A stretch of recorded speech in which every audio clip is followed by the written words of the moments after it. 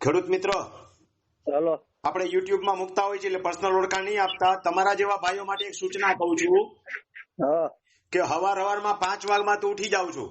હવે પ્રશ્નો જો શું છે એ લખેલું ન હોય તો એ રિપીટ પ્રશ્ન હોય 900 વાળો, અને આવા જવાબ તો આપવાના થતા નથી, એનો નંબર બ્લોક થશે.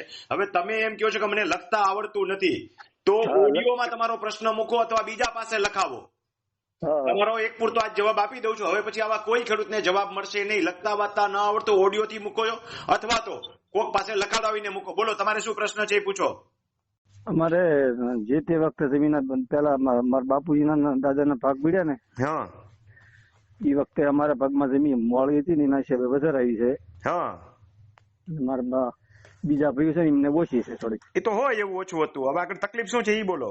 હવે ઈવડા એ કહે છે કે આમાંથી વજનું છે એ પાછું જોઈએ એમ.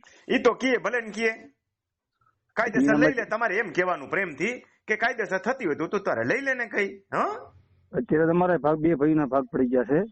બાય લાંબી ચર્ચા કરવામાં મેં જવાબ આપી દીધો તમને. ઓડિયો મુકાઈ જશે, ન ખબર પડે તો સાંભળી લેજો. ભલે. કાયદેસર ઈ કાંઈ કરી શકે નહીં, એટલે આપણે કાંઈ કાયદેસર કરી શક નથી એમ હું કામ કેવું જોઈએ. એને કીધું તારે કાયદેસર થતી હોય તો લઈ લે, કઈ હું આપી દઈશ. સમજાઈ ગયું છે? ભલે ભલે. અને હવે સાંભળો, ફોન ચાલુ રાખજો. ખેડૂત મિત્રો, 900 ઓડિયો વિડીયો જોઈ લેવા, રિપીટ પ્રશ્નોના જવાબ પૂછો તો નંબર બ્લોક થશે.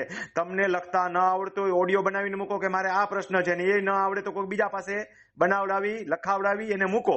નહીતર આવા નંબર હું બ્લોક કરીશ, કારણ કે રોજ સવારે 5 વાગે તો ઉઠું છું. હવે કોઈના જવાબ દેવાના પૂરા તો થતા નથી. આગલા દિવસની મજૂરી આજ પૂરી કરું છું. હવે પછી આવી રીતે સમય બગાડશે, એનો નંબર બ્લોક થશે. બરાબર જાણી લેવું.